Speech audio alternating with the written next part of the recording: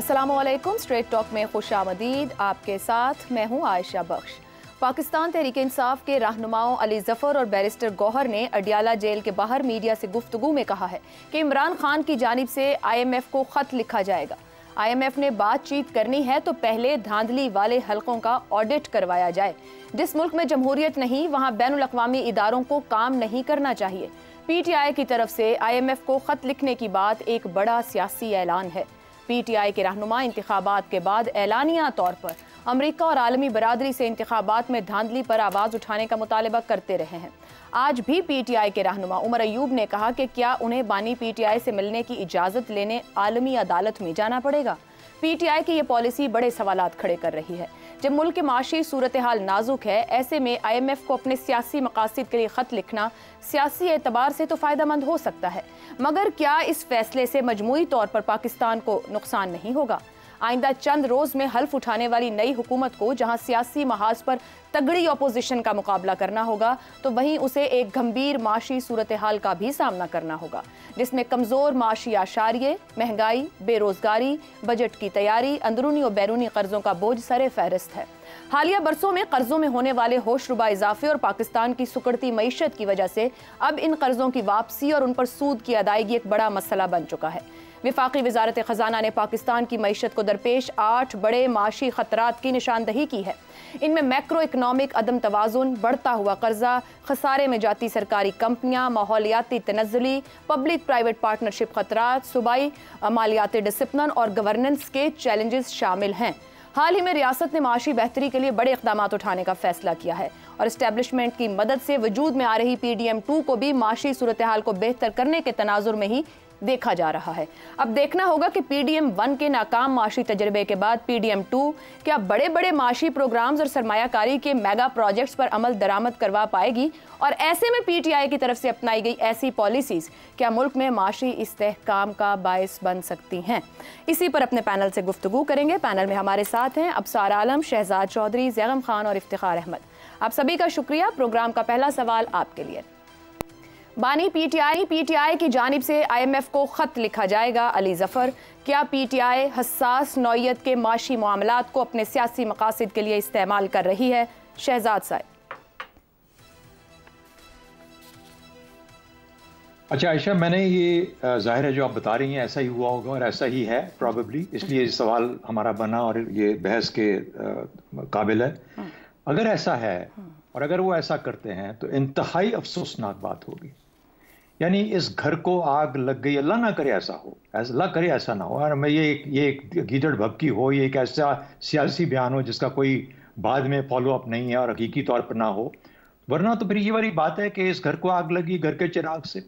IMF से अगला मुआहदा आपकी शारग है, इस मुल्क की शारग है अगला IMF का मुआहदा। जब हम कहते हैं कि इसहाक डार को नहीं आना चाहिए वज़ीर ख़जाना के तौर पे, तो और वजूहात के अलावा उसमें सबसे बड़ी वजह यह है कि वो IMF से खाइफ रहते हैं, और इस खाइफ में रहने की वजह से वो जब हम बार बार कहते हैं कि जितना डिले करेंगे उतनी पाकिस्तान के लिए मुश्किलात और बढ़ेंगी और बढ़ती रहती हैं। चीज़ है कि हम किसी को ख़त लिख दें कि भाई वो आप इनके साथ बात ना करें, इनसे मुआहदा ना करें। मैं जब सफ़ीर था, और मुझे अफसोस से बात ज़ाती मिसाल देनी पड़ती है, मैं इस तरह की एक चीज़ पाकिस्तान के वज़ीर ख़ारजा जो वहाँ पे विजिट कर रहे थे उनकी तरफ से सदर उस मुल्क का जो था उसके सामने इस तरह की बात सुन चुका हूं, जिसमें कहा गया कि अगर आपने पाकिस्तान को कॉमनवेल्थ से बाहर निकाला है तो ये बिल्कुल ठीक किया है, यानी अगर निकाला। मैंने कहा शुक्रिया अदा करो, उनकी बहुत एफर्ट थी कि हम वापस कॉमनवेल्थ में आ गए। पाकिस्तान को काट दिया गया था जगह नहीं, वो तो हमने करवाया, हमने था। तो किस किस्म के लीडरान हैं ये, कौन से सियासी लोग हैं, ये क्या सोच लेके चलते हैं। कौम मुल्क सल्तनत का तराना गाने वाले ये इससे बड़े हो गए। इनका जो ताकत का हसूल है, इसकी जो लालच है ताकत हासिल करने की, वो हर चीज पे हावी हो जाती है। IMF इनकी बात सुनेगा। सबसे पहले तो ये अक्ल आनी चाहिए कि IMF तुम्हारी बात सुनेगा। IMF के मामलात पाकिस्तान के साथ हैं, PTI या इमरान खान के साथ नहीं है, या किसी भी सियासी जमात के साथ नहीं। जो ये हरकत करेगा वो एक बिल्कुल भौंडी और पाकिस्तान के नुकसान में। इस तरह तो भारत करता है, इस तरह तो दुश्मन करता है आपका। तो ये अगर आप मुझे बता रही हैं, देखिए इन्होंने PTI ने एक जमहूरी आईनी तरीके से, उनकी मुश्किलात, उनकी शिकायत जायज़ है, हो सकती हैं जायज़ हो, उसको साबित करना एक जमहूरी सफ़र है। उन्होंने इस जमहूरी सफर में बहुत कुछ हासिल किया है। उन्होंने वो कमाल दिखाया उनके लोगों ने, उनके वोटर्स ने, जिसने पाकिस्तान के अंदर जमहूरियत और सियासत के लिए एक नई उम्मीद कायम कर दी। Valid point. उस सफर को जारी रखना है। चाहिए जाएगा कि आप 9 मई जैसी एक और सिली स्टूपिड हरकत कर दें और अपने लिए मुश्किलात का पहाड़ खड़ा कर लें। पाकिस्तान के खिलाफ इस तरह की चीज, पाकिस्तान है तो आपकी सियासत है ना, वरना आप सियासत शहजाद साहब, फतेह कलामी की माजरत, अगर ये देखा जाए, आपने कहा कि अपने लिए क्या मुश्किलात का पहाड़ खड़ा कर देंगे सर, तो क्या उनके अंदर भी जारी बात है सेन लोग होंगे? ये जेल से मिलकर बाहर आए हैं लीडरशिप, जब उन्होंने गुफ्तगू की है मीडिया के सामने, तो क्या ये कहा जा सकता है कि सिर्फ वो प्रेशर डालने के लिए और अपनी जगह कुछ रिलीफ लेने के लिए कर रहे हैं? क्योंकि अली जफर साहब ने कहा कि हम खत लिखने जा रहे हैं अपने कायद की, अपने बानी PTI की हिदायत पर। आपको लगता है वो सिर्फ दबाव डालना चाह रहे हैं मुल्की रियासती इदारों पर, या वाकई में किसी नुकसान के हिसाब से लिखना चाह रहे हैं? ये तो मुल्की रियासती इदारों को या बच्चा समझते हैं या ये खुद बच्चे हैं। कहने की बात यह है कि अली जफर और बैरिस्टर गौहर, क्या इससे भी कोई और सेनर लोग होंगे जो कि इमरान खान से जाके मिल सकते हैं? और अगर ये सेन लोग आके बाहर ये पैगाम दे रहे हैं, अगर ये सेन लोग आके पैगाम दे रहे हैं, तो फिर मुझे ये बताइए कि फिर वो कहां गया, वो जो एक कलेक्टिव विजडम है PTI के अंदर, वो कहां गया कि अपने आप को अलाइन करे पाकिस्तान के ऑब्जेक्टिव्स के साथ? देखिए, इस जमहूरी सफर के अंदर हमें बहुत आगे जाना है, अभी बहुत सफर रहता है। बहुत अच्छी शुरुआत की, इस इलेक्शन में आपको ताकत नहीं मिली, आप गवर्नमेंट में नहीं आए, एक जमहूरी तरीका है जिसके तहत नहीं आए। आपकी अभी जंगें बाकी हैं, आप अदालतों में लड़ेंगे, आप ट्रिब्यूनल्स के आगे लड़ेंगे, आप अपनी स्पेशल सीटें मांगेंगे, सब कुछ होगा। शायद इसमें 4-4, 5-5 साल लग जाएं। पाकिस्तान के अंदर ये तारीख मौजूद है, लेकिन ये एक सफर है। उस सफर को पाकिस्तान की खातिर जारी रखना है, ना कि अपनी जात, अपने पार्टी के मफादात और अपने ताकत के असूल की लालच के लिए सफर को जारी रखना है। तो पहली बात है, पाकिस्तान बड़ा है या आप बड़े हैं, ये फैसला कर लें, उसके बाद फिर आगे हर चीज अपनी जगह पे बैठ जाती है। ठीक हो गया जी। अब सार साहब, क्या जो यहाँ पर बात हुई, ये माहिदा एक शारग है पाकिस्तान के लिए IMF के साथ, और ये होना भी ज़रूरी है जो हमारे माशी हालात हैं। क्या PTI अपने सियासी मकासद के लिए खुलकर अमेरिका और आलमी बरादरी की हिमायत हासिल कर पाएगी अगर ये खत लिखती है? साथ ही कमेंट कर दीजिएगा, ये जो कलेक्टिव विजडम की बात हुई है, क्या 8 फरवरी के मैंडेट ने एतमाद में बहुत इजाफा कर दिया है? देखिए, सबसे पहले तो एक इतराफ़ हकीकत कर लेना चाहिए, ज़रूरी है। कल भी आपके सवालात की क्वालिटी पे बात हुई, और आज मैं समझता हूँ आपके आज के सवालात कल से भी ज़्यादा बेहतर हैं, समझदार हैं। और इसकी मैंने जो मुशाहिदा किया एक सहाफ़ी के तौर पे, कि जिस दिन आप ऐनक लगाती हैं ना, उस दिन आप ना सिर्फ दानिश्वर नज़र आती हैं, बल्कि आपके सवालात में भी एक इंटेलेक्चुअल फ्लेवर झलकता है, तो जो आज बिल्कुल ज़ाहिर है। ठीक, तो नहीं, ठीक है, ऐसे आप सोचें कि आपने ऐनक ज़्यादा इस्तेमाल करनी है या कम करनी है। अब आपका जो सवाल है ना, देखें आज आखिरी दिन है, तो मैंने सोचा थोड़ी सी लाइट गुफ्तगू भी होनी चाहिए वीक के। वो मुख्तसर जवाब तो उसका यही है कि बिल्कुल होगा उसका असर इंटरनेशनल जो ऑर्गेनाइजेशंस हैं पाकिस्तान के ऊपर, और होना भी चाहिए, क्यों ना हो भाई। इतना जुल्म हो रहा है PTI के साथ, मजलूम हैं, लाडले थे, लाडले बनाए गए, बाकायदा एक प्लान लॉन्च हुआ। पाकिस्तान के बेहतरीन दिमाग जो थे, बेहतरीन दिमाग, क्रीम ऑफ क्रीम पाकिस्तान की जो थी, उन्होंने कई साल की अर्क रेजी से लैब के इस्तेमाल के बाद एक फार्मूला वज़ा किया। उस फार्मूले को मुसलसल कई साइंसदान उस पर काम करते रहे। वन आफ्टर एक साइंसदान रिटायर हो जाता था, दूसरा साइंसदान आ जाता था, वो भी जारी रखता था काम उसी प्रोजेक्ट पे। तो उसके बाद ये प्रोजेक्ट कंप्लीट हुआ।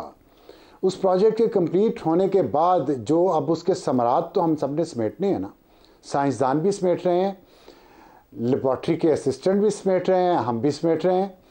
तो जिक्र हुआ सानिया 9 मई की मुश्किलात का, तो मुझे हंसी भी आई, रोना भी आया। हंसी मुझे इस बात पे आई कि क्या वाकई हम सब इतने सादा हैं और साइंसदान भी इतने सादा हैं कि साने 9 मई की मुश्किलात इतनी मुश्किलात हैं। और रोना इस बात पे आया कि वो क्या मुश्किलात हैं जो चंद 100 वर्कर्स के हिस्से में आईं, उनके ख़ानदान के लोगों के हिस्से में आईं। वो आज भी उसका बोझ उठाए हुए हैं, आज भी बहादुरी से जेलों में लड़ रहे हैं। लेकिन जो असल ज़िम्मेदार थे, जो मास्टरमाइंड जिसको कहा जाता है, वो आराम से देसी घी में भुना हुआ देसी कुकड़ खा रहे हैं जेल में, जान बना रहे हैं, उनकी सेहत बिल्कुल ठीक है, बहुत अच्छी है। सर साहब उनकी सेहत को एक तरफ रखें, आप आजकल बड़ी तंजिया गुफ्तगू कर रहे हैं, कल भी आपने तंज की और आज भी आपने कह दिया कि साइंसदान हैं, लेबोरेटरी असिस्टेंट हैं, मगर सर अवाम चूहे नहीं हैं, इन पे तजर्बात काफी हो गए। ये फरमाइएगा, जो एतमाद इस मैंडेट ने दिया है, जो एतमाद इस मैंडेट ने दिया है, ये हमें कई चीजें संभलने देगा? अगर कहीं कहीं गलतियां मौजूद हैं तो सबको तस्दीक कर लेनी चाहिए आगे बढ़ने के लिए। आपने साइंसदानों को चूहों पे तजर्बात करते नहीं देखा, मैंने देखा है। चूहों का ख्याल रखा जाता है और उनको मरने नहीं दिया जाता। पाकिस्तान के साइंसदान जो है ना, उनके लिए ये अवाम चूहों से भी बदतर है। साने 9 मई का क्या हुआ है? सबको जमानतें मिली हैं, कोई वज़ीर-ए-आज़म बन रहा है, कोई वज़ीर आला बन रहा है, कोई लीडर ऑफ द ऑपोजिशन बन रहा है। तो जो साइंसदानों की साइंस है ना, वो भी चल रही है। अभी साने मई को इस्तेमाल किया गया है सिर्फ अपने मकासद के लिए, वरना 22 सीटें हैं कौमी असम्बली की पूरे पाकिस्तान से जिन पे झगड़ा है, उनमें से 10 सीटों का झगड़ा सिर्फ खैबर पख्तूनख्वा में है, पूरे बाकी मुल्क से 12 हैं। और 10 में से भी पीटीआई की नहीं है सारी, ये 22 पीटीआई की नहीं है सारी जिसपे उन्होंने कंटेस्ट किया। लेकिन शोर क्या है? शोर ये है कि हमारी 85 सीटें ले ली गई हैं। 85 सीटें नहीं ली गई, लेकिन जो साइंसदान हैं, जो मीडिया वाले हैं, जो जज हैं, सब साथ हैं, सब मिले हुए हैं और सब एक समत में जा रहे हैं और अवाम चूहों से भी बदतर हैं। दुरुस्त हो गया। मगर अब साहब ये नॉइज या शोर क्यों होता है जब गुफ्तगू नहीं की जाती? सर मैं आगे बढ़ूंगी, क्योंकि शोर तब होता है जब गुफ्तगू नहीं होती। तो मेरा ख्याल है सबको गुफ्तगू की तरफ जाना चाहिए। ज़ैगम साहब चलें, कर लें सब। ज़ैगम साहब, पीटीआई माजी में भी इस तरह की खतो किताबत करती रही। हमने देखा वोट ऑफ नो कॉन्फिडेंस के बाद पंजाब और केपी के वज़ीर खजाना की ऑडियो लीक सामने आई थी। क्या एक बार फिर वही खेल खेलने जा रही है? इस वक्त तो मुझे ऐसा लगता है कि पीटीआई टॉक शो वकीलों के हत्थे चढ़ गई है, जिनके पास तैयारी का, होमवर्क का टाइम नहीं है, और वो इस तरीके से सियासत कर रहे हैं जैस तरह कोई कत्ल का केस लड़ रहे हैं, और वो भी बगैर तैयारी के। देखिए अली जफर साहब इतना नामी ग्रामी वकील हैं, उन्होंने क्या फरमाया है जो आज अखबारों में अभी रिपोर्ट हुआ है कि IMF के चार्टर की सबसे अहम शर्त यह है कि मुल्क में जमहूरियत हो। IMF वहां काम ही नहीं कर सकता जहां जमहूरियत ना हो। इसलिए इमरान खान ने कहा है कि पाकिस्तान की मदद बंद कर दें क्योंकि इलेक्शन रिग हुए। अब जो चार्टर है IMF का, जिसका नाम है आर्टिकल्स ऑफ अग्रीमेंट, अब मैं उसको लेकर बैठा हूं कि यार ये किधर से आ गया। मतलब मैंने तो कोई ऐसी बात नहीं सुनी थी और उसमें कोई ऐसी चीज नहीं है। देखिए 1944 में चार्टर बना है, आर्टिकल्स ऑफ अग्रीमेंट, ऐसी कोई शर्त नहीं है। और उसका मैं सबूत आपको दे देता हूं, अमली सबूत जो है, चले वो तो लिखी हुई बात है ना, कि 190 मेंबर मुल्क हैं IMF के, जिसमें डेमोक्रेसीज भी हैं और जिसमें डिक्टेटरशिप्स भी हैं, क्योंकि उसका बुनियादी मकसद बैनुल अक़वामी मालियाती निज़ाम का तहफ़्फ़ुज़ करना है। अब ये जो हमारे गुरु हैं, जो नए नए सियासतदान बने हैं, और कुछ नहीं करते, ये जरा गूगल करके देख लें, वो तो आसान काम है ना, मोबाइल पे हो जाता है, जरा ऐसे ऐसे करके जरा देखें तो उन्हें पता चले कि इजिप्ट जो है कितना बड़ा इलेक्शन रेग हुआ है, इलेक्शन पर इलेक्शन रेग हुआ है, कैसी अथॉरिटेरियन स्टेट है, IMF का बड़ा गाहक है। चले वो नहीं तो पाकिस्तान का कर लेते, Google Pakistan IMF aid history, मैं चले वर्ड भी बता देता हूँ, उनके सामने आ जाता कि अयूब खान ने भी IMF से मदद ली थी और ज़ियाउल हक ने भी ली थी। गुड गवर्नेंस पर वो जरूर IMF जोर देता है, लेकिन बुनियादी जो उसका गोल है वो माशी इस्तेकाम है। इस वजह से वो किसी की इमदाद नहीं रोकता। अब देखिए जहां तक पीटीआई के हक की बात है, हम यहाँ आवाज उठा रहे हैं, इलेक्शन जी उनको भी हम इलेक्शन के बारे में यहाँ आवाज उठा रहे हैं, उनके हक की बात कर रहे हैं, जमहूरी हक की बात कर रहे हैं, लेकिन क्या मतलब है कि उनको अगर उनके हक नहीं मिलेंगे तो वो बदले में पाकिस्तान को दिवालिया कर देंगे। ज़ैगम साहब ये रवैया, इसका मतलब जो आपने जुमला बोला, इससे एक बात जहन में आती है कि वो रवैया बदला नहीं। अगर हम हैं तो सब ठीक है, अगर हम नहीं तो आग लगा दो, तोड़ दो, फेंक दो, फिर कुछ भी नहीं दरकार है। हम तो यही रवैया गुज़िश्ता कुछ सालों से देख रहे हैं, तब्दीली क्यों नहीं उसमें? जी देखिए आज तो ऐसे ही नजर आ रहा है। अब आपने शौकत तरीन वाली जो कॉल की बात की, उसमें मोहसिन लगारी भी, वो तो पीटीआई के थे ना, उनकी आपने दर्दनाक आवाज भी सुनी थी कि सर इससे मेरे मुल्क को नुकसान तो नहीं पहुंचेगा। बिल्कुल, ये वो आवाज है जो पीटीआई की आवाज होनी चाहिए। भाई घर के झगड़े को आप बैनुल अक़वामी तनाज़ा बनाएंगे? आप जरा तसव्वुर कीजिए कि वो करोड़ों नौजवान जिन्होंने अपनी उम्मीदें पीटीआई के साथ वाबस्ता की हैं, उनके साथ ये क्या करना चाहते हैं? उनके मुस्तकबिल के साथ क्या करना चाहते हैं? जो कुछ किया है उसमें इनके अपने वोटर्स, पीटीआई के वोटर्स का क्या कसूर है कि उनके मुस्तकबिल को तारीख कर दें? इनको श्रीलंका नजर नहीं आता? इनको मालूम नहीं है कि इस वक्त अगर आईएमएफ से हम फौरन मार्च के बाद, ठीक, एक तो मार्च में हमारा रिव्यू पड़ा है और उसके फौरन बाद अगर हम नए प्रोग्राम में नहीं जाते तो पाकिस्तान दिवालिया हो जाएगा। दिवालिया हो जाएगा तो इस पूरी नौजवान नस्ल का क्या बनेगा? ये कहां से खाएंगे, कहां से कमाएंगे, कहां से नौकरियां ढूंढेंगे? इसलिए कि पीटीआई के जमहूरी हकूक पामाल हुए हैं, तो खुदा के वास्ते ये काम ना करें। ठीक, मुल्क की जंग मुल्क के अंदर लड़ें जिस तरह पहले लड़ी गई। भुट्टो ने ये काम मौत की काल कोठड़ी में भी बैठ कर नहीं किया। ये बात सोच लें जरा। ठीक हो गया, ठीक हो गया।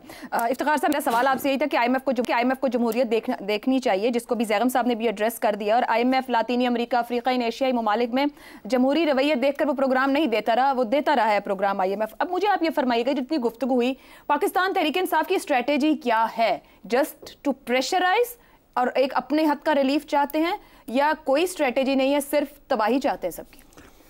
शहजाद साहब ने और ज़ैगम साहब ने जितनी गुफ्तगू की वही मेरी गुफ्तगू है।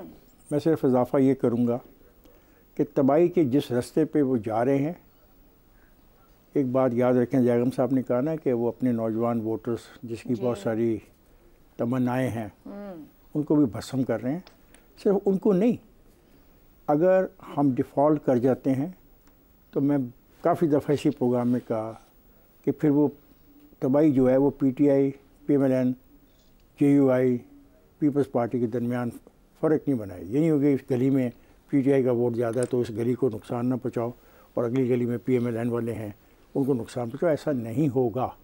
खुदा का खौफ करो। ये जो 8 मई के नताइज ने आपको ज़्यादा ताकत दी, उसका मुजाहरे मैंने आज 3 देखे हैं। एक मैंने मुजाहरा देखा है कि जिसको आप प्राइम मिनिस्टर का उम्मीदवार बनाए हुए हैं, किस तरीके से अडियाला जेल के बाहर वो सुप्रीम को धमकियां दे रहा था। दूसरा मैंने मुजाहरा देखा है कि बानी जो है लीडर, उसकी जो सिस्टर है, वो किस तरीके से सहाफ़ी के सवाल को हैंडल कर रही थी। और मैंने फिर ये मुजाहरा देखा है कि आप भूल रहे हैं कि अली अमीन गंडापुर ने चंद रोज़ ये पहले कहा कि मैं अपने हक़ के लिए और अपना हिस्सा लेने के लिए इस्लामाबाद पे चढ़ाई करूँगा। देखें, बात ये है कि ये जो आपको मैं सब लफ्ज़ नहीं मुझे मिल रहे कि मैं क्या कहूँ आपको। सर, मैं तो समझ नहीं पा रही वो करना क्या चाह रहे हैं। तो क्या पॉलिटिकल स्ट्रेटेजी है? ये क्या है जो बीत गया उसके बाद क्या? यही है कि अगर हम नहीं तो पाकिस्तान नहीं। पीटीआई जिस जगह से गुजरी है वो करेक्ट क्यों नहीं कर किस जगह से गुजरी है? मतलब सर, ये वोट ऑफ नो कॉन्फिडेंस के बाद जो कुछ हुआ, अब जेल में लीडर्स बैठे हैं, बहुत अफसार ने अच्छी बात की, इलेक्शन लड़ा है, अफसार ने बहुत अच्छी बात की। वो गरीबों से पूछो जिनके घरों में एक हंगामा बपा है पिछले 9-10 महीनों से। सर, अवाम ने मैंडेट दिया है ना, उससे ज्यादा वोट से अवाम ने इसलिए मैंडेट दिया कि पाकिस्तान को यही सवाल है। मैं यही तो कह रही हूं कि why not the political way, why not the political course? यही तो उनसे पूछना, हमसे क्यों पूछती हैं? हम तो इतने अक्लमंद नहीं हैं। हम तो जो हो रहा है वो देख रहे हैं, और जब वो बात कहना चाह रहे हैं तो आप नाराज हो रही हैं। क्या ये नहीं कहा गया कि बांग्लादेश बन जाएगा? क्या 1971 की बातें नहीं की जाती हैं? क्या एक कमिश्नर की जरूरत होगी कि वो पाकिस्तान के अंदर एक नौकरी करता हुआ बंदा बता रहा है मुझे कि पाकिस्तान को 1971 का सामना करना पड़ेगा? ये क्या हो रहा है इस मुल्क पे, और ये कौन करवा रहा है, और कौन इनको टॉयलेट कर रहा है? बिल्कुल, ये क्या तमाशा है? और ये थोड़ा बंद करें, इजाफा भी कर ले। पीटीआई के लोग जो बाहर बैठे हुए हैं वो यूट्यूब पे वो क्या क्या चीज़ें वहाँ पे वो चढ़ा रहे हैं, बोल रहे हैं, और ट्विटर पे क्या क्या लिख रहे हैं वो भी देख लें आप। हैरानगी होती है कि इनको स्टेट स्पॉन्सर करती रही है इन सबको। अभी पाकिस्तान में बैठे हुए हैं, चीफ जस्टिस के खिलाफ देखें यहाँ बैठे बैठे क्या इन्होंने हंगामा बर्पा कर दिया। सबको सपोर्ट है एस्टेब्लिशमेंट की, उनके खिलाफ केस भी नहीं हो रहे, ना उनके कानून उनके लिए हरकत में आ रहा है, तो जाहिर है ये फिर ऐसे ही होगा। देखिए, अनारकी पहले जेआईटी बन गई है, उनका प्रोसीजर आगे शुरू हो गया है। आशा ये हमने क्या पहले जेआईटी बनी, क्या हुआ? अच्छा शहजाद साहब, सर आज पकड़ भी लिया है उन्होंने, गिरफ्तारी भी हुई है उसको। एक मिनट, आज आईएमएफ को लेटर लिखे जा रहे हैं क्या IMF को लेटर लिखने से चलो ठीक है मैंने कह दिया ना हम सब मरेंगे तो फिर बचेगा कोई भी नहीं, वो क्या मुझे शेर नहीं आता कि वो चिराग किसके होंगे तो किसका चिराग नहीं क्या बचेगा या नहीं बचेगा, उस किस्म का मामला। खुदा का वास्ता है सियासत करो, पार्लियामेंट में जाओ, उनकी पॉलिसीज को कंडेम करो, उनको चैलेंज करो, तरमीम करो, अपने राय बताओ, अपना तरीकाकार बताओ, कर्जों से कैसे छुटकारा हासिल करना है, माशी तरक्की कैसे हासिल करनी है। आप पढ़े लिखे लोगों, इससे पहले कि मैं इस सेगमेंट को ख़त्म करूँ, मैं एक मिनट मैं कल जो पंजाब असम्बली मीट करने जा रही है, मैं उसके लिए बहुत सारी नेक ख्वाहिशात का ऐलान करना चाहता हूँ। मैं उम्मीद करता हूँ पंजाब असम्बली में गवर्नमेंट और अपोजिशन मिलकर पंजाब के आवाम के बुनियादी मसाइल के लिए अपनी अपनी जिम्मेदारी का इजहार करेंगे। एक ब्रेक लेते हैं, ब्रेक आएंगे तो एक और अहम मामला, सुन्नी इत्तेहाद काउंसिल के 86 अरकान क्या मखसूस नशिस्तें हासिल कर पाएंगे, इस ब्रेक के बाद।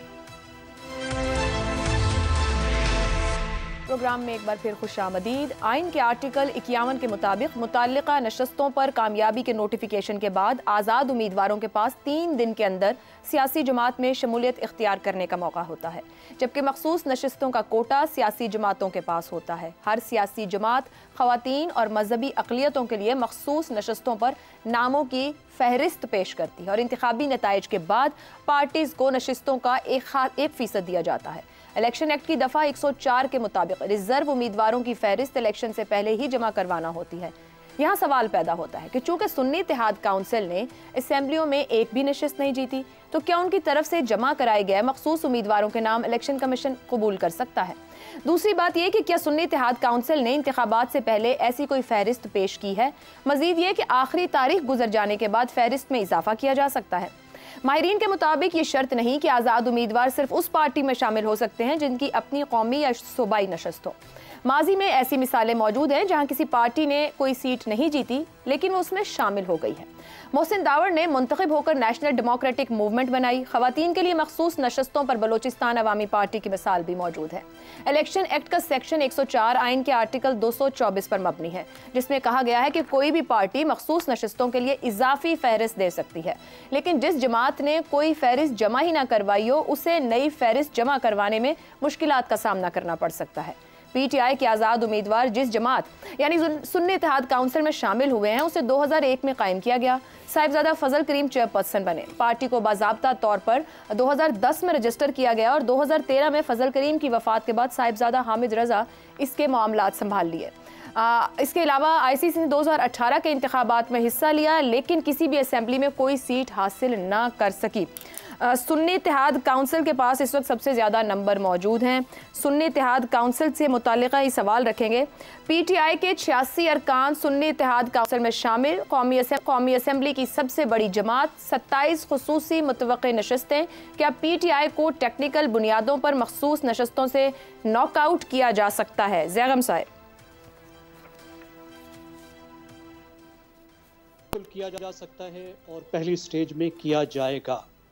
सुन्नी इत्तेहाद में शामिल होने का एक फ़ायदा तो उन्हें फौरी तौर पे मिल जाएगा, वो ये है कि इन तमाम मेंबर्स पे डिफेक्शन क्लॉज लागू हो जाएगी। अब जो अहम तरीन वोट हैं ये उन्हें पार्टी की रजामंदी से देने होंगे। लेकिन जहाँ तक रिजर्व सीट्स का सवाल है उसमें जैसे आपने बताया बहुत सी एम्बिग्विटीज़ हैं। एक तरफ पाकिस्तान का आइन है जो ये कहता है कि हर पार्टी को उसके मेंबर्स के तनासुब के साथ सीटें दी जाएंगी, लेकिन इलेक्शन एक्ट जिसमें तफसील दी हुई है और जिसकी पाबंदी इलेक्शन कमीशन को करनी होगी या कम अज़ कम इस सूरत में तो बड़ी वो दिलो जान से करेगा, उसमें ये लाजिम है कि पार्टीज पहले से अपनी प्रायोरिटी लिस्ट जमा कराएं। उस लिस्ट चाहे वो जितनी भी लंबी हो दे सकते हैं। अब उस लिस्ट में वो बताएंगे कि हमारी अगर एक सीट हो तो पहले नंबर पे हमारी ये चॉइस है, दूसरी पे ये है, तीसरी पे ये है, चौथी पे ये है। और इस बुनियाद पर कौमी असम्बली में जो 60 खवातीन की और 10 अक़लियती मेंबर्स की नशिस्तें हैं उनको भरा जाएगा। अब इलेक्शन कमीशन यही कहेगा कि देखो इलेक्शन कमीशन में ये लिखा है, हमारे एक्ट में यानी इलेक्शन एक्ट को वो फॉलो करता है, ये लिखा है, लिस्टें नहीं हैं इसलिए हम आपको नहीं देने वाले। अगरचे ऐसे वाक़यात मौजूद हैं, ऐसे केसेस मौजूद हैं जहाँ पे इलेक्शन कमीशन ने डिफरेंटली बिहेव किया है। अब मसला क्या होगा, इसके बाद PTI या सुन्नी इत्तेहाद कह लें वो सुप्रीम कोर्ट में जाएंगे तशरीह के लिए और फिर सुप्रीम कोर्ट ये देखेगी कि यहाँ आइन को देखना है, आइन की मंशा को देखना है या कानून को देखना है। तो सुप्रीम कोर्ट जो है वो जंगल का शेर है, कभी वो आइन को देख लेती है, अपनी तशरीह कर देती है, कभी वो कानून को देख लेती है, कहती है कि नहीं, कानून जो है वो इस आइन की मंशा को वाजे कर रहा है, इसलिए कानून के मुताबिक चलना होगा। तो ये मामला लंबा चलेगा, सुप्रीम कोर्ट में जाएगा, सुप्रीम कोर्ट की तशरीह के बाद फैसला होगा। फिलहाल ये सीटें नहीं मिलेंगी, फिलहाल ये सीटें नहीं मिलेंगी। तो इफ्तिखार साहब, ये जो आइन का आर्टिकल 51 है और इलेक्शन एक्ट 104 है, अब ये टेक्निकल मामला बन गया है। ये जो जहां आज खड़ी भी है ये जमात PTI, ये भी फैसला अदालत से आया था। ये अब इतनी बड़ी जमात है, वैसे तो 92 नशस्तों अरकान है, क्या खुसूसी नशस्तों से महरूम करने का कोई सियासी जवाज़ हो सकता है? नहीं, कोई सियासी जवाज़ नहीं है। अगर कानून इजाज़त देता है, अगर आइन इजाज़त देता है तो इनको ये दी जानी चाहिए। इसमें तो ECP का इख्तियार भी कहा जा रहा है। नहीं, क्या ECP का इख्तियार भी है। तो साफ ज़ाहिर है कि आप गली महलों में फैसले करना चाहती हैं। नहीं, मैंने एक हवाला भी दिया ना सर, जब बाप पार्टी थी आप आईनी जी वो लिस्ट पहले फराहम की गई थी, तब लिस्ट नहीं दी, अजाफी दी गई। नहीं, तो फिर जाए ना उसको, आप वकील आपकी उनको चाहिए खिदमत हासिल करें और आप वकालत के तौर वकील के तौर पर पेश होकर सुबह सवाल किया। मैं भी आपके सवाल का जवाब ही दे रहा हूँ, बुरा ना मना करें। जब हम सियासी बातें करते हैं तो सियासी आपकी अपनी राय है, मेरी अपनी राय है। मैंने पहले आपके सवाल के जवाब में कहा देनी चाहिए, कैसे? आइन और कानून का मुताबिक। अब आप कहती हैं आइन और कानून की तशरीह गली और मोहल्ले में करनी है, उसके मैं खिलाफ हूं, उसका एक फोरम है, या उस फोरम को छोड़ दें, आइन को तोड़ दें, नया आइन ले आएं। और लाने की ख्वाहिश तो है। ये कहना कि हम प्राइम मिनिस्टर को बराह रास्त मुंतखब करना चाहते हैं, तो इस आइन के खिलाफ ही बात की गई थी ना, जो उनके पार्टी मंशूर में शामिल है, जिसमें 2024 का जो इलेक्शन लड़ा, उनके अज़ाइम बड़े वाज़ेह हैं। वो ऐसा पाकिस्तान चाहते हैं जिसमें उनका इमरान खान प्राइम मिनिस्टर हो। वो ऐसे पाकिस्तान के लिए जद्दोजहद कर रहे हैं, करते रहेंगे। वो बवांगे दौल कह रहे हैं, उन्होंने कोई बात छुपाई नहीं हुई है। अगर आपको नहीं समझ आ रही है, मुझे समझ नहीं आ रही, तो हमें अपनी समझ को बदलना होगा और उनके जो तरीक़ाकार है उस पर चलना होगा। तो फिर सब कुछ होगा कि उन्होंने कह दिया, गली महल्ले में बैठ के तय कर लेते हैं। अपना फॉर्म 45 भी वहीं पे इकट्ठे कर लेते हैं, 47 भी वहीं बना लेते हैं, और ये सीटें भी बैठ के महल्ले में बैठ के तय कर लेते हैं, किसी जलसे में कर लेते हैं। ठीक है जी, एक ब्रेक ले वापस आएंगे तो शहजाद साहब और अबसार साहब से समझेंगे कि आखिर किसे समझने की ज़रूरत है और क्या वाकई मामला समझने से बाहर जा रहे हैं। इस ब्रेक के बाद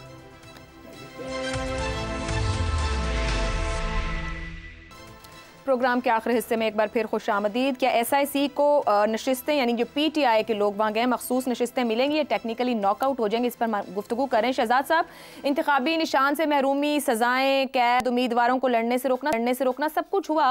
अब खुसूसी नशिस्तों से महरूम रख कर कोई सियासी मकासद हासिल हो सकते हैं क्या? डिपेंड करता है नीयत क्या है।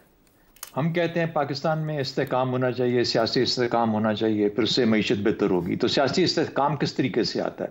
हाँ, बिल्कुल कानून और आइन के तरीके से चलना चाहिए। जो इस वक्त इन हालात के अंदर आइन और कानून और जो रूल्स हैं उसकी खिलाफ वर्जी करेगा, वो ऐसा ही करेगा जैसे कि IMF को कोई एक पार्टी उठ के कल को खत लिख देती है, ये आज खत लिखने का कह रही है। वैसा ही कसूर है, उतना ही बड़ा कसूर है, क्योंकि वो पाकिस्तान को गैर मुस्तहकम करना चाहते हैं, किसी को प्रोवोक करना चाहते हैं। किस हद तक जाएंगे, किस हद तक ये चीजें करेंगे कि हाँ अगला प्रोवोक होके दुश्मनी पड़ गई है, खत्म करना है, जल्दी पे तेल फेंकना है या जल्दी पे पानी फेंक के उसको आग को बुझाना है? हम किस सफर की बात कर रहे हैं? ऐसा सफर जिसमें सिर्फ मैं और मेरे साथी हो, बाकी पाकिस्तानी ना हो? जिन्होंने वोट दिया वो पाकिस्तानी नहीं है, किसी भी पार्टी को दिया। तो इसलिए जब हम एक हक तस्लीम करते हैं एक पार्टी का जिसके अंदर 60% हम कहते हैं कि वोटर उस तरफ हैं, तो जो 40% है वो भी वोट लेके आए हुए हैं, उनको भी हक दो आगे चलने का, वॉक करने का। और फिर कानून मौजूद है अगर कोई गलत काम करते हैं तो। लेकिन जिस तरीके से हम आग तेल डालते हैं इस जल्दी के ऊपर अपने अपने मकासद के लिए, ये इस्तेकाम है, ये हम मुस्तहकम सियासत की तरफ जा रहे हैं। मेरा ख्याल है कम से कम मेरी हद तक तो मैं समझता हूं कि हम वो बात करनी चाहिए, अगर कोई गलत कर रहा है उसको गलत बताओ ताकि वो अपने आप को दुरुस्त कर ले। उसके बावजूद गलती करता है तो फिर कानून का रास्ता मौजूद है। लेकिन ये कह देना कि मैं आज फतवा दे दूं कि अच्छा फलाना ठीक नहीं है, फलाना इस तरह का है, काफिर है, मुल्क दुश्मन है, गद्दार है, मैं नहीं समझता किसी का हक है कि वो इस तरह कर सके। और हमें पाकिस्तान को इस्तेकाम की तरफ लेके जाना है। उम्मीद है इलेक्शन कमीशन समेत तमाम जो इदारे हैं, चाहे वो आपने कानूनी इदारे हैं, आईनी इदारे हैं, जिसका भी जो रोल है उस हिसाब से वो फैसले करेगा जो पाकिस्तान में इस्तेकाम का बायस होगा। उसके अंदर PTI को उसका हक देना जायज़ है, ज़रूरत है, करना चाहिए ताकि आप उनको साथ लेके चलें। हुकूमत नहीं दे रहे, सिर्फ उनका हक दे रहे हैं कि अच्छा अगर 27 सीटें या 20, और ये एक लीगल प्रोसेस है, अभी नहीं दे रहे, लीगल प्रोसेस में मिलेगा। जागम साहब ने कहा ठीक है मिल जाए, give it to them when they proven कि हाँ उनकी ये अहलियत है। लेकिन इस तरीके से उसको शुरू से ही एब इनिशियो एक्सेप्ट ही ना करना किसी चीज को, ये बना सकते। दुरुस्त हो गया। अब सार साहब, कानूनी तौर पर आपको लगता है कि ये नॉकआउट हो जाएंगे और फिर मामला जाकर सुप्रीम कोर्ट में ही होगा? एक अदालती फैसले के नतीजे में जमात यहाँ खड़ी है। क्या कह सकते हैं, सब इस सवाल का जवाब मेरे तीनों दोस्त दे चुके हैं। उसके अलावा मैं इसमें कुछ मज़ीद ऐड नहीं कर सकता। सुप्रीम कोर्ट के साथ जो कुछ हो रहा है अभी भी देख लें आपके सामने, तो सुप्रीम कोर्ट पे क्यों फेंके? सियासी फैसला सियासी तौर पे करें। सर सियासी फैसला ये उनका सियासी हक है आप समझते हैं, और क्या ईसीपी पे ही फिर सेटल हो जाना चाहिए? इसको उनको समझ लेना चाहिए। बिल्कुल ईसीपी इसी काम के लिए है। ईसीपी जो फैसला दे उसको मंजूर माने या उसके अगेंस्ट अपील में जाना तो चले जाएं, लेकिन वहाँ से जो फैसला है फिर उसको झूठ ना बोले, झूठ ना फैलाएं। इस मुल्क में नफरत और जहर काफ़ी फैला लिया उन्होंने, मज़ीद ना फैलाएं। किस पे एतबार करें हम फिर? अगर आप चीफ जस्टिस के ख़िलाफ़ जो कुछ ये लोग कर रहे हैं, इनका हालांकि कुछ लेना देना नहीं उस फैसले से पीटीआई वालों का, लेकिन पीटीआई और उस पीटीआई के स्पॉन्सर्ड मीडिया में जो लोग हैं और जो यूट्यूब पे जो प्रोग्राम्स कर रहे हैं, जिस तरह इस मुल्क में नफरत को मज़ीद फैलाया जा रहा है, तो मैं पूछना सिर्फ ये चाहता हूँ कि अगर संभाल नहीं सकते तो पालते क्यों हो? और लोग तो ये भी कह रहे हैं कि जिन्होंने पाला है और वो संभाल नहीं रहे, वो जानबूझ के नहीं संभाल रहे, क्योंकि सुप्रीम कोर्ट में जुल्फ़िकार अली भुट्टो का केस सुना जा रहा है। क्या ये बात दुरुस्त है? अगर दुरुस्त नहीं है तो फिर क्यों नहीं? वहाँ कानून किधर जाता है? जब एक बंदा दाढ़ी लगा के झूठ बोल रहा है, टीवी पे बैठ के लोगों को गुमराह किया जा रहा है टीवी चैनल्स के जरिए और यूट्यूब पे प्रोग्राम्स के जरिए, वह सुप्रीम कोर्ट कोई फैसला दे दे, इलेक्शन कमीशन कोई फैसला दे दे, किसने मानना है? तो भाई फसाद फैलाना है तो खुल के फैलाओ। जो पीछे बैठे हैं साइंसदान वो भी खुल के फैलाएं फसाद। लीडर जिनको अचानक जमानतें मिलना शुरू हो गई हैं सिस्टम के अंदर से, सिस्टम अचानक साइंस नहीं आ गई है सिस्टम के अंदर साइंसदानों की वजह से, तो ठीक है फिर तोड़ें यार, एक दफा खुल के बात तो करें। कोर्स करेक्शन क्यों ना की जाए? अफसार साहब, मैं ज़ैगम साहब, ये जो आप बात कह रहे हैं कि ये होना, सर कोर्स करेक्शन की तरफ गंदी नीयत के लोग जो मेदे से सोचते हो, अपने बच्चों और उनके बच्चों का सिर्फ सोचते हो, वो कोर्स करेक्शन नहीं कर सकते। इसके लिए मुझे साइंसदान होना जरूरी नहीं है, मेरा दानिश्वर होना जरूरी नहीं है। इसके लिए मेरा सिर्फ दिल से सादा होना, अल्लाह से डरने वाला होना चाहिए, चाहे गुनाहगार हूं, बस इतना ही काफी है। लेकिन ये नहीं समझेंगे कि इनका कुछ यहाँ पे स्टेक पे नहीं। ज़ैगम साहब, वापस आपकी तरफ लाते हुए, आपने भी ऊपर कहा कि मिलेंगी लेकिन वक्त लगेगा, तो क्या जो पाकिस्तान तहरीक इंसाफ और उनकी लीडरशिप का कंडक्ट है, क्या ये उनके लिए आसानियां पैदा करेगा या उनको आसानी चाहिए ही नहीं? अब देखिए, जो जमहूरी हक है उसका इस तरह के कंडक्ट से ताल्लुक नहीं होना चाहिए। जो सियासी कंडक्ट है उसका सियासी मुकाबला करें, सियासी जमातें अल्टरनेटिव प्रोवाइड करें। अगर पीटीआई कोई गलत सियासत कर रही है तो वो अच्छी सियासत दें, जहां पे वो कानून तोड़ रही है तो कानूनी सामना उसका करें और उसको कानूनी तौर पर उसको अकाउंटेबल बनाएं। लेकिन इसका मतलब बिल्कुल नहीं है कि किसी भी पार्टी के जमहूरी हक छीने जाएं, क्योंकि जब पार्टी का जमहूरी हक छीना जाता है तो वो पार्टी का हक नहीं होता। शहजाद साहब ने बिल्कुल ठीक कहा, वो करोड़ों लोगों का हक छीना जाता है। लेकिन सर इसमें ये भी देखने के क्या जमदारी और कुफर के फतवे लगा दे, उनकी जाने खतरे में डाले, सियासी जमात मुल्क को तबाह कर दे, तोड़ना है मुल्क को, फिर क्या करें? तो कानून है ना, फिर कानून क्या करे? तो कानून आता है तो कहते हैं हम जी जमहूरी हकूक उनके गसब हो गए। कानून अकाउंटेबल सर जमहूरियत तो कैसे बनाए? तो कहते हैं आईन और जमहूरी कानून की अमलदारी होनी चाहिए, आदत तो डालें कानून को अपनी अमलदारी अकाउंटेबल बनाए। आप खवातीन की सीटें छीन लेंगे, उसके बदले में खवातीन की सीटें छीन लेंगे। ज़ैगम साहब, मैं आपसे गुजारिश करूंगा, ठीक है, जब आपने खुद ही फैसला कर दिया कि लेट दी कोर्ट्स डिसाइडेड, कानून साबित करे, तो हम इतना क्यों आपस में उलझ रहे हैं? जमहूरियत के लिए हम हमायत करते हैं हर उस अमल की जिससे जमहूरियत को फायदा पहुंचे। बिल्कुल ठीक है जी, कोई भी नहीं उलझ रहा है, गुफ्तगू कर रहे हैं। दीजिए आज के प्रोग्राम से, अल्लाह हाफ़िज़।